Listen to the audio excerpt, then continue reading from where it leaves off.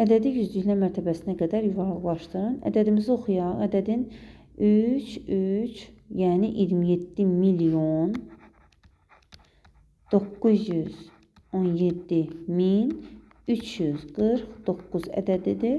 Və bu ədədi yüzlüklər mərtəbəsinə qədər yuvarlaqlaşdırmaq üçün təklik, onluq, yüzlük, yəni 3-ə qədər yuvarlaqlaşdırırıq.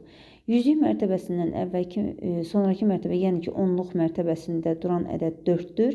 4 özündən bir vahid qarşı mərtəbəyə vermədiyi üçün biz 27 milyon 917 min 300 olaraq bunu yazırıq.